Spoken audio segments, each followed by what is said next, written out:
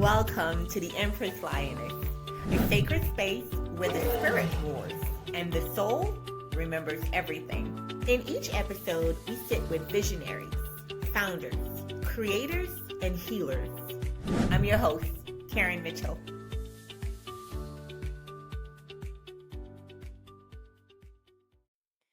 Welcome back to another episode of the Empress Lioness Podcast, the space where healing meets purpose and power meets peace. I'm your host, Karen Mitchell, and today's conversation is for the woman who's tired of just surviving, the one who knows she's meant for so much more, but maybe doesn't know how to break free from the patterns that keep her stuck. My guest today is someone whose life and work speak directly to the struggle. She's a mother and a faith-driven woman who turned her pain into purpose that now helps others do the same. Through her book, Toxicity to Thriving, she's guiding women out of toxic mindsets, cycles, and relationships into a life of healing and wholeness. Please help me welcome my sister in transformation, Miss Octavia Floyd. Octavia, Thank you. welcome. Thank you. Thank you for joining. Thank you, Octavia. So, The Woman Beneath the Layers. Octavia, before we start talking about the book and the hmm therapy and the incredible work you're doing, I want to start with the woman behind all of this. Who is Octavia beneath the layers of being everything to everyone? When you strip away the titles, the responsibilities, and the expectations, who's left? Behind, under Octavia, I would say a lonely woman trying to find herself, went through life's ups and downs, a single mother, um, a person who felt her whole life a black sheep in the family.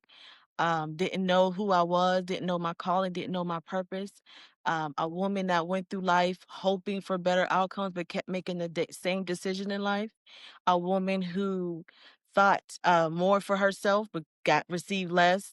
So a woman behind, there's scars behind me that no one knows about.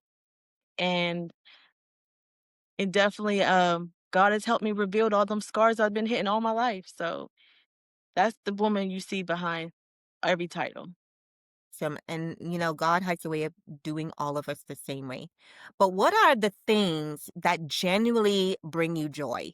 Not the things you do for others, but the things that refill you as a woman. Definitely, I would say peace is the number one that keeps me going is the peace of mind, especially in life. Life happens, situations happen, family happens. If I could find peace in all that chaotic, that brings me joy more than anything because what the enemy wants us to do is lose our mind, to keep us in that stuck in that toxic thought thinking that life is not going to get better for us. So fear, God's removed fear from me. So now I walk in my true calling and peace. Peace keeps me going every day. Awesome. When life happens, peace keep me going. So I Awesome. definitely would say peace. Listen, on this podcast, we always say honor your peace because peace is Yes. extremely important. I agree with you on that. Now, you spend so much of your time pouring into others. Where do you go to replenish after you're giving so much of yourself? Time with God. God gives me the strength to pour into me, to pour into others. I think it's very important to spend that time with God. If you realize time is more valuable than money, when God wants more time with us, He don't want your money. He don't want your pretending to be your okay. He wants your time. In order for you to get time, you gotta set a time for God. So every morning I do that, and that's pouring into me. I'm giving to God my pain. He's giving me the peace. God's exchanging it. So basically, my time with God is important, and I don't miss it. I stay consistent with it. And having a relationship with God would definitely keep me going. The foundation keep going. And I agree with that also. It's like if more women quiet the noise and really take time to spend in prayer and meditation to figure out, what's going on in my life. It's like we go around in this circle, but we never stop. We never stop the noise in our head and say, you know what? I need to meditate. I need to pray. I need to ask for guidance because it's there. We just don't ask for it. But do you Mhm. ever find yourself like struggling to give yourself permission to rest? What does rest even look like for you, Octavia? I did in the beginning give myself I didn't give myself permission to rest 'cause I feel like I had to do everything perfectly and on time. So, realizing that I don't have to do it on my own. I don't have to build this strong mentality and strength because I know God can rest into him. So, rest is important. First, I didn't know how to do that because I was a mother. I had to always be on the go. But finding rest in God and really just giving it to him and just don't do nothing for a day. Just stay meditated. I listen to gospel music. I talk to God. I found rest in him, knowing that I don't have to do everything on my own and perfect. So resting and knowing that I can rest and depend on him and just lean on to him. It's okay to take breaks. Turn off your phone if you have to.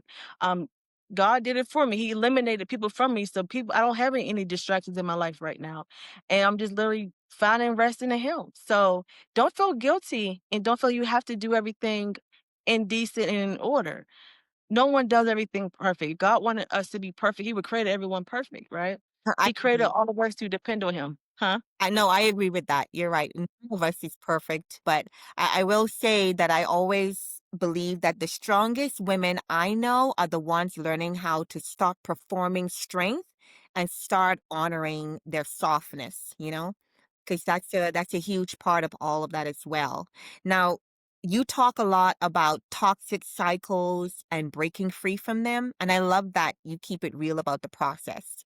What was your personal breaking point? The moment you said, this can't be my story anymore.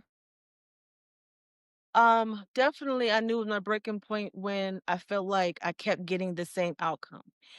I felt like I was giving my all and not receiving any return. I'm like, this is not how God wanted me to do that. There's something He want to get my attention on. The more I keep fighting it, the more it's gonna make it harder. I'm gonna continue to be sucking in depression and frustration and weariness and anger was building up inside of me. So really surrendering to God's plans is something I had to do for my mental as well as want to just live a life of peace and calmness and love and realizing that if I keep trying it my way, I'm not going to achieve those things. So you got to get to a place in your life where you say, enough is enough. I tried it my way. I'm tired. I'm over it. Let me give over my plans for God's purpose and really surrender that thing to Him. I'm finding so much peace now because I surrender my plans over to God. Even when it doesn't look like how I thought it would look like, I still surrender God's plans. Um, and knowing that alone, I feel better. I don't feel as stressed out about things that are out of my control no longer. So definitely, I would say when you get to a place of your life where when you're tired of being tired, then you know it's time for a change. That is so true.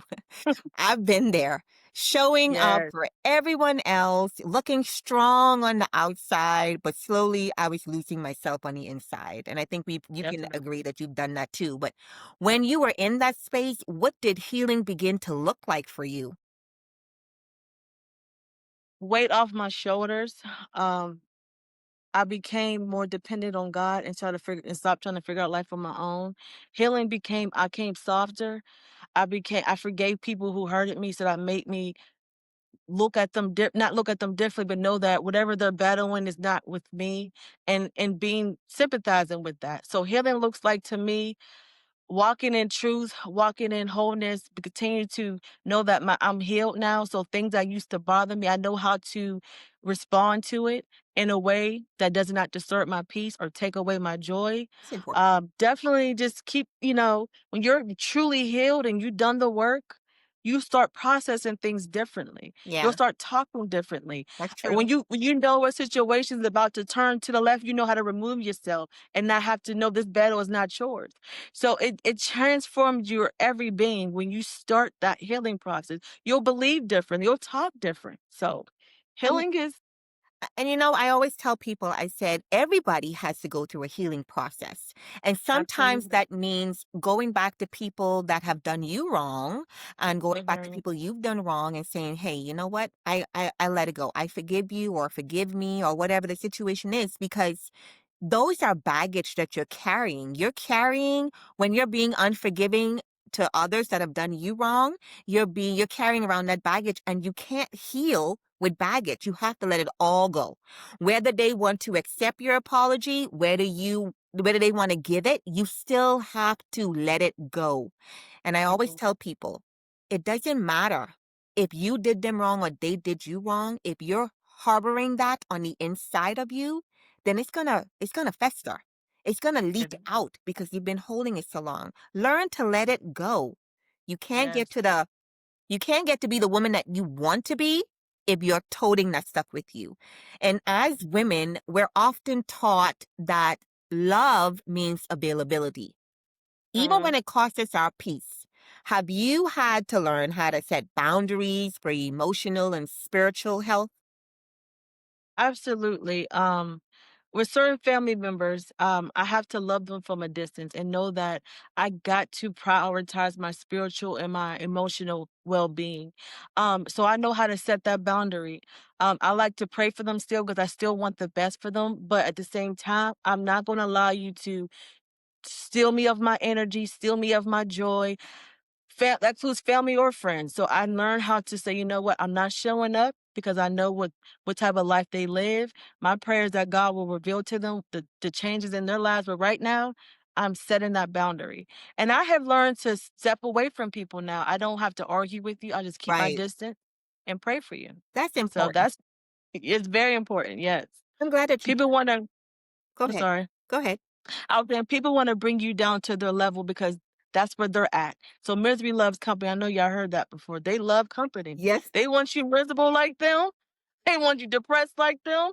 So learn how to set that boundary. You girl, who have you to. telling? The boundaries are so important for Yes, your it is. mental, for emotion. Like, it's so important. And I'm Mhm, trying to, you know, let women know that watch this podcast that that's the first thing you have to do is set boundaries, because people always, if you don't have a boundary, they just keep going and they disregard you, and the respect is gone. But for the woman listening, and the woman who's trying to start her healing journey after trauma, what's the very first step she can take, even if she's scared? learning to say no. I know a lot of times we are a people pleaser. I was a huge people pleaser, and the more you keep saying yes and showing up for people, the more people can take from you. People will allow you to do what you allow them to do, right? So if you keep showing up, and when it's your turn, you don't get that in return. It's okay to say no. Don't feel guilty. And I'm learning that because I never like to tell people no, even if I wanted to. But Guilty. now say no. Say, "I can't," "I can't help you in that way no more." And stand firm with it. And if you give it to God, God will help you through it. You don't have to do this alone, figure it out, but I would say the first thing to do, start saying the word no, and don't feel guilty about it. Because your job is to try to save everyone. Right? We always trying to save everyone. Listen, I do that as well. I think a lot of us do it. Yeah, And I think it's just in our DNA, to be honest. We always love helping people out and trying to save them. And that's a yeah, powerful thing that you're saying, because surrender is actually a huge part of the healing process. And I it always is. tell people there are some seasons where your knees hit the floor before your mouth even finds the words to speak. So that's very important. Setting boundaries, learning how to Mhm. say no. But what I Yes. love most about your journey is that you didn't stop at surviving. You turned it into Mhm. something sacred. So tell Yes. us what inspired you to write your book. Was it therapy first or testimony first? Definitely, I would say God had me in a position where he's Octavia's time. So I couldn't say no if I wanted to. God had really disrupted my plans for so long and say, you know what, it's time to go to where I'm calling you to go. So When God was intentional when he allowed me to lose 3 of my positions back to back. And I said to myself, "This is not happening to me for no reason. I can choose to keep going and try to figure it out on my own or keep planning for another job. God is not gonna stop until I finally get it." So and when God took my last position away, I knew it was time because I kept seeing the word speaker woman needed. Speaker woman, we serve an intentional God. So when I kept seeing it, the message over and over, I said, okay, now it's time. Um, and to be honest, in my heart of hearts, I never thought working for someone was in my cards anyway. But when you get that survival mode on, you feel like I gotta do this on my own. You don't think like that. You're like, I gotta go get a job. But you have to realize God is my provider. I'm in a season right now. I have to trust God and being providing for me because I don't have a position right now. So I'm trusting in this ministry and this business to go places that I know I couldn't get on my own. So I would definitely say that I wouldn't say nobody inspired me personally. It was God pushing me, nudging me. It's time, daughter. I'm telling you, it's Yeah. time. There's a calling and purpose of your life. And so I just surrendered to his plans. Oh my God, that must be really scary though. That's a real scary thing when you have Yeah, yeah, yeah. leave and depend and trust on God. But you know what? Let me tell you, Octavia, that's what God wants to know. Because Mhm. sometimes He tests us, right? To see if we are going to do it. This, I believe, is your destiny. And you answering the call, God is going to open the doors for you. But I back to the book because you didn't just stop at writing a book. You actually gave women a tool. And that workbook feels like your way of saying, don't just be inspired by my story. Start writing your own. So, what role did that workbook play in your personal healing? And how do you see it transforming the lives of women who use it? It gives you a step-by-step guide. I don't give you just words. I'm giving you actually guide how to transform your mindset. So it's going to be humanly impossible for you to do this workbook and stay the same because I'm giving you questions to literally go deep inside to get you to really think this thing through. So this is a journey. This everything that's written in here is my personal journey, my personal struggle, my personal surrender. So I'm giving you, God gave me the souls to give to you to get to this place where I'm at, where you're healed, where you have forgave people, you have done the work on you. You recognize what's been holding you back. You recognize the lies the enemy has told you, and as God and we give it to God and ask him to pull it from you. You're going to recognize exactly what your struggles are. And you're going to leave this book knowing so much better for yourself. I give you affirmations throughout here. So these are Wow. positive words that you're speaking into the atmosphere. So this is a powerful workbook. When I read it back for the very first time, I couldn't it just brought tears to my eyes. I'm like, God literally wrote my whole story in this workbook. Wow. And seeing the transformation happen in my life, I'm thank God for it. So know that everything I went through was not in vain. It was for this very moment for him to create to help someone else. So just know that everything you happens in your life is not in vain. It's always to help someone else. That is true. So I'm gonna have to get me a copy of that book as well. I yes, love that. I thank had you. no idea it had so much detailed information, but it is an awesome, awesome workbook. If it has all that stuff in there, because you can really start the healing process and it's a guide to help you. I love that. Yes. Now, many women have a lot of powerful stories, but they never know where to start sharing them. How did you take your story and turn it into a message for the world? If you have a desire to want to write, start writing. The only thing to like I said, my best advice is to do it. When God is, if you have a desire, if your mind is constantly thinking those thoughts, don't hesitate because your story is to help someone else. So my recommendation is to get started. If it's just one page a day, ask God to help you through the. God will help you. Trust me. I didn't go through this by myself. He every step of the way. So know that God is with you. Give it to God. And my recommendation, if you want to start writing your story, talk to a friend or family who you feel close with. If not, talk to God. Sometimes this is just for you. So God's not gonna have a bunch of people around you. It's just literally your own destination and your own journey. So if you have a desire in you to want to start, do not hesitate on it. Continue to do because otherwise, God gonna do like you, push you, put get it sometimes push you there. And Yeah. being pushed there didn't feel good. I'm being honest with you. Losing three Yeah. positions in the last year and a half didn't feel good. I'm being honest. But now that I know that it didn't feel good, it worked for my good. Because I knew if God didn't do it, I wasn't going to do this. Being honest. So even though, like I said, it may not feel good, it's working for you good. So my job is my recommendation, get started. Do not procrastinate. And what would you say to the woman who has a story inside of her, but feels unqualified to tell it or afraid people won't believe her story or believe her healing?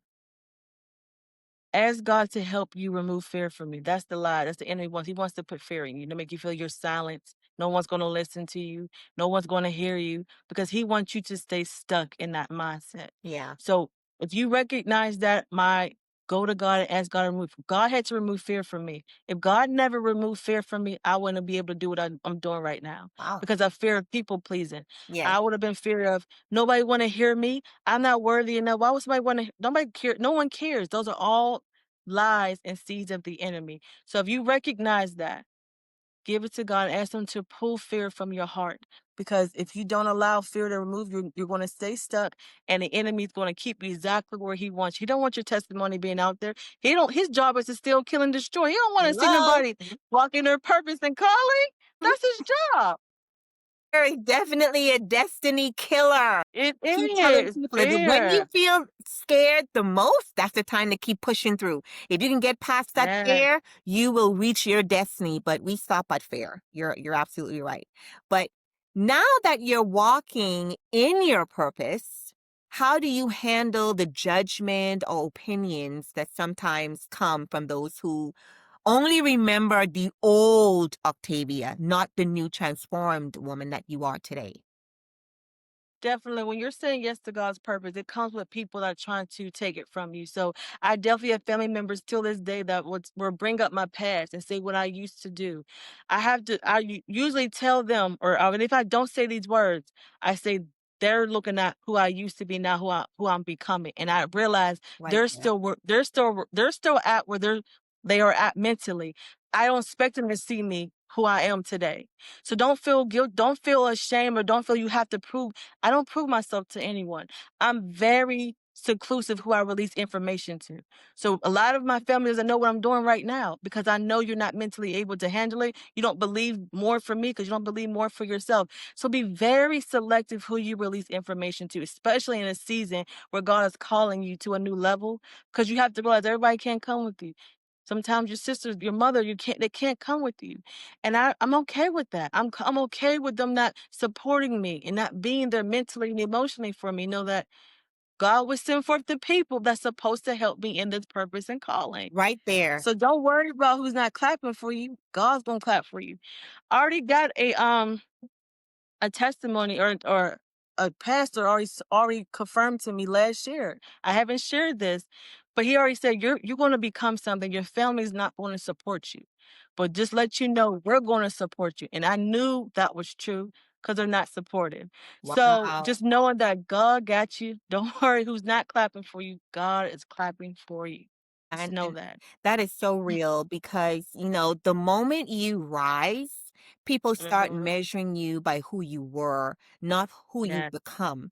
And I love that Hmm. you show that thriving isn't always flashy. Sometimes it's that quiet peace that says, I don't chase anymore. I align.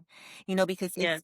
it's so but it's so very refreshing to hear you say that people are not on your level, because when God has us to rise above certain levels and we're no longer the same person, then those people, you're right, they are still stuck there. They only can see who you were in the past Hmm. because they don't want to see who you are right now, because they want to bring you Yeah, back to that place. And we they can't allow them to keep doing that over and over again, because you end up in a cycle, you know what I mean? Like, and I know do. that must have been hard for you to, like, let go of family and people that weren't supporting you and just move forward and trust in God. Yes, it was. Especially my mother. You always want your parents' approval. But I know my mom, love her to death, but she's not there yet at that place. But it's okay. Keep praying. Keep praying. Don't stop praying. God will do the work. He'll do the work.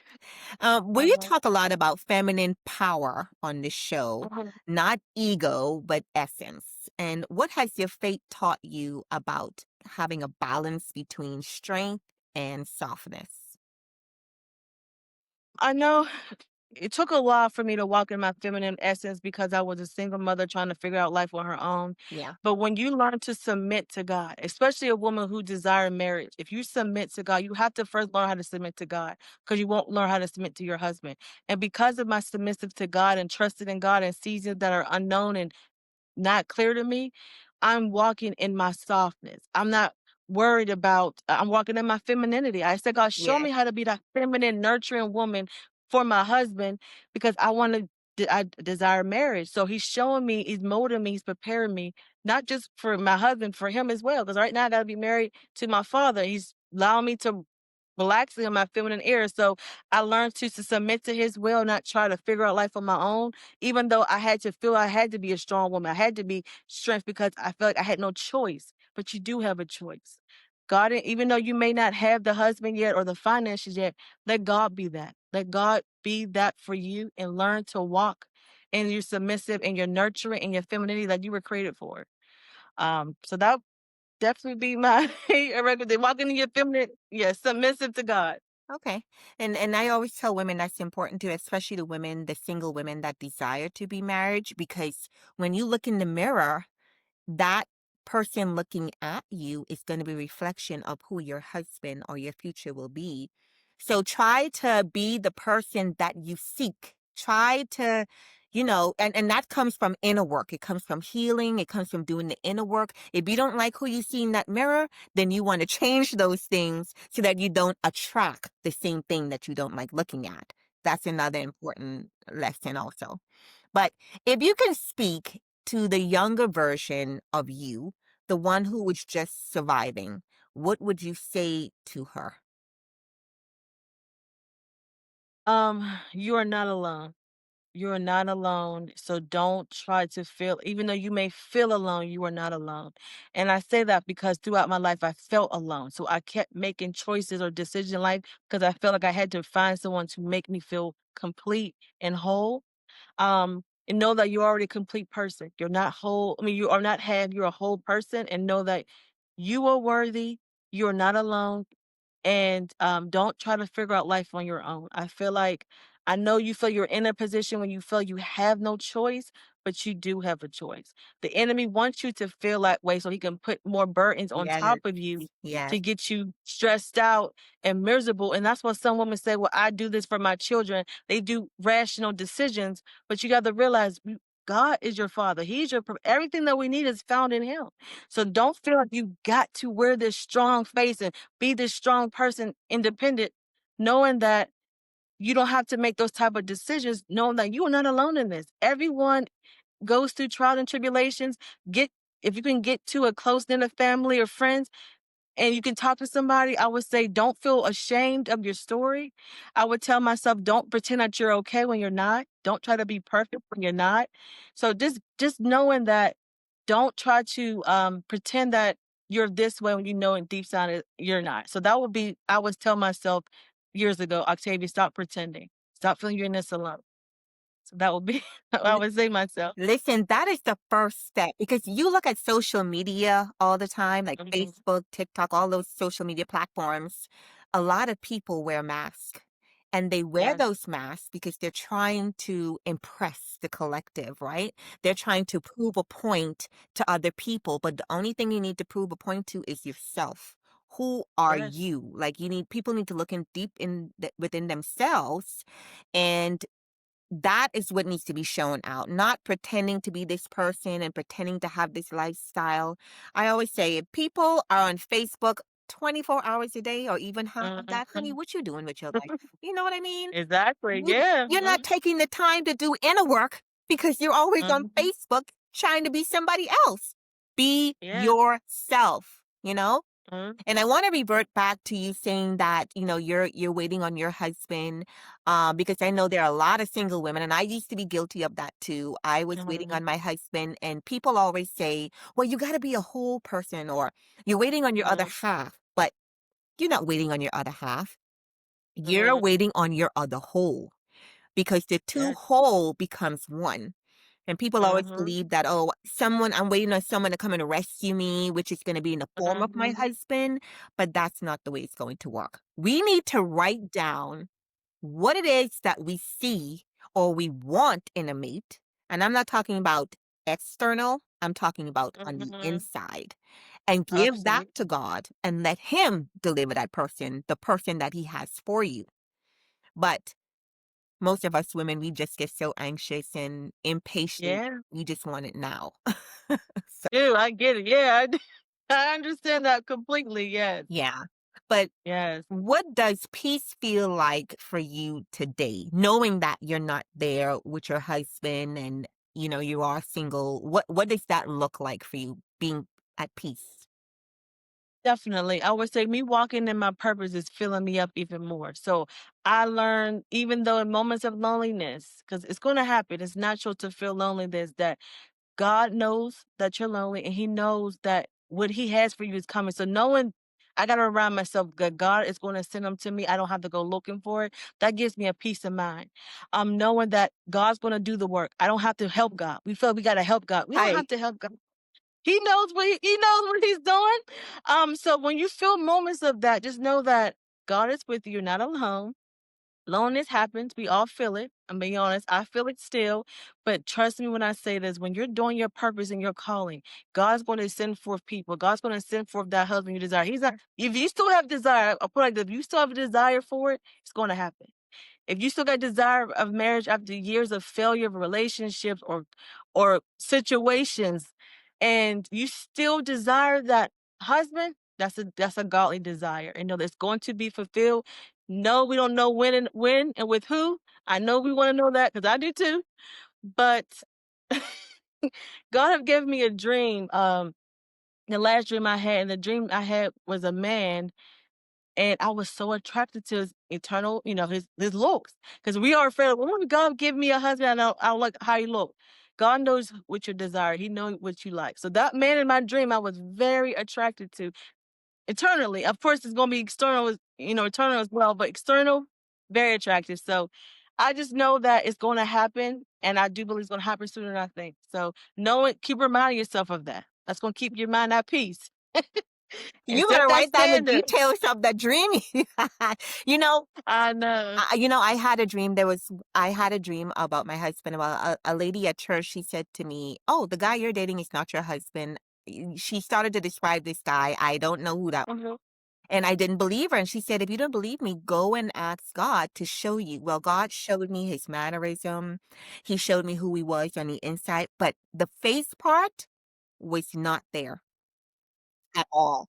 So God didn't allow me to see his face, but he did allow me to see on the inside of him and the type of man that he would be. And let me tell you, Octavia, I married that Mm, man.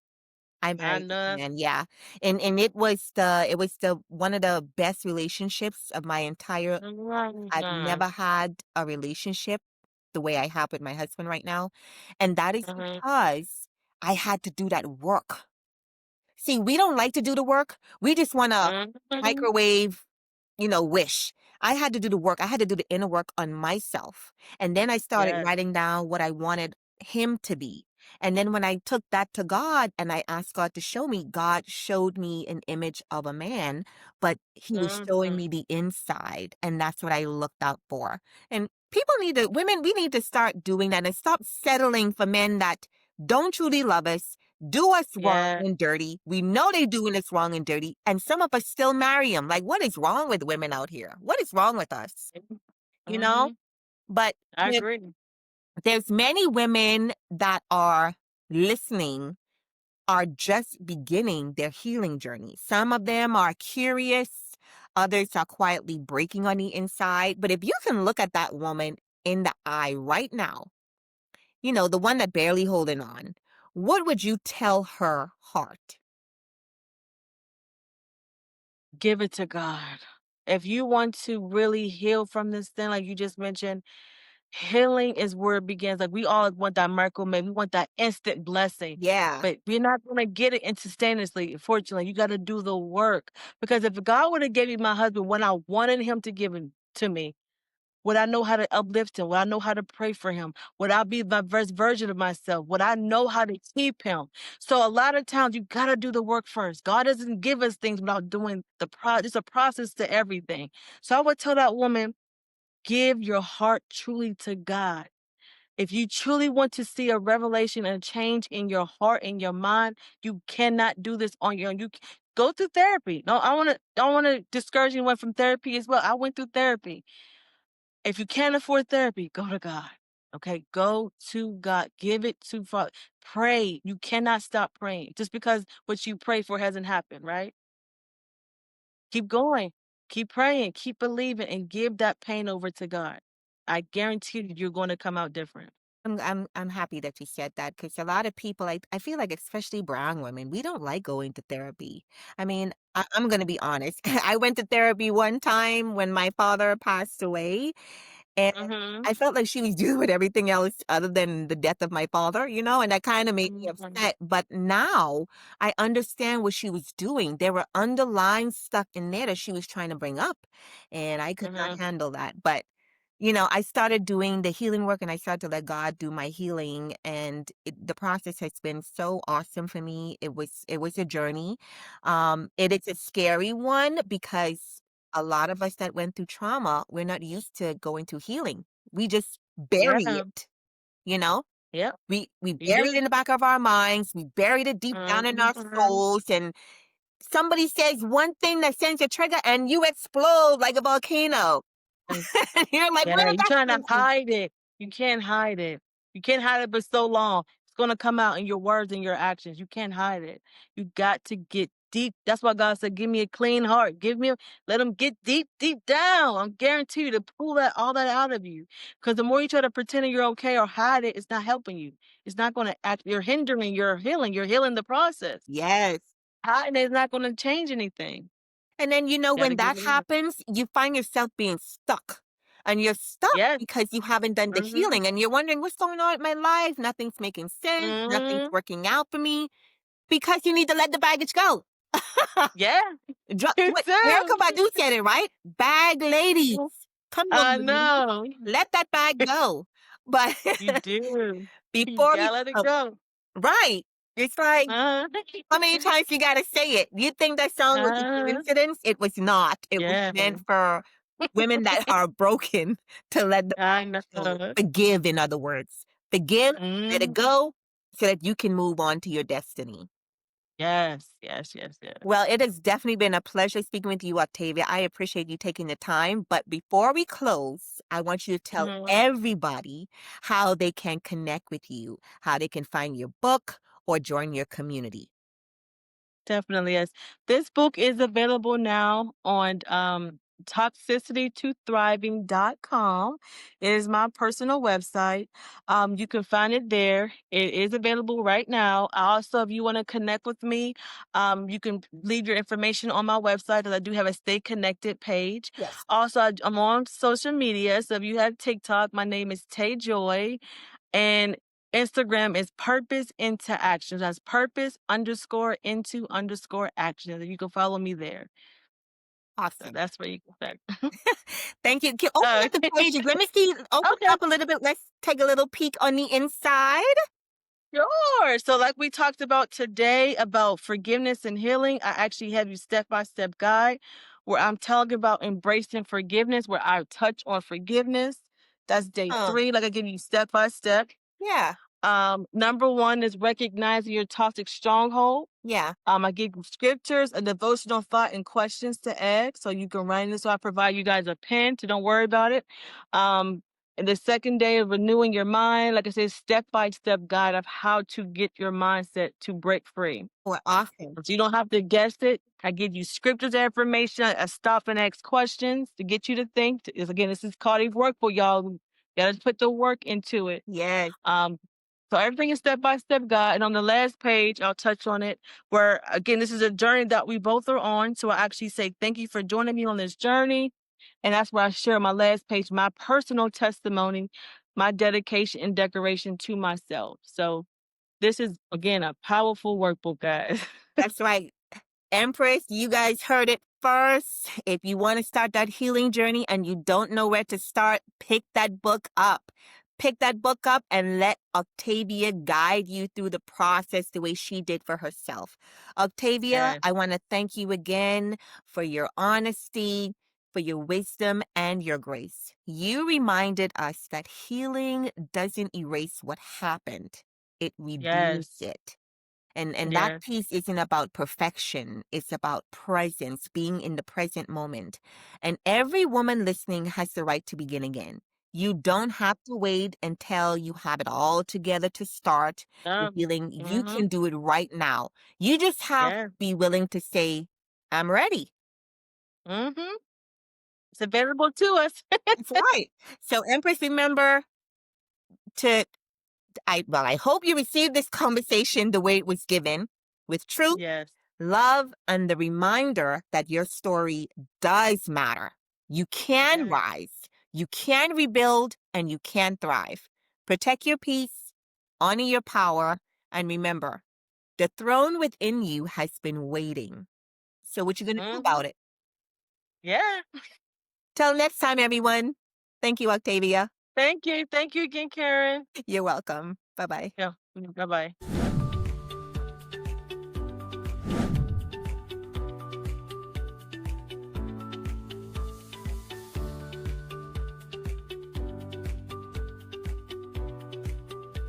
I'm your host, Karen Mitchell.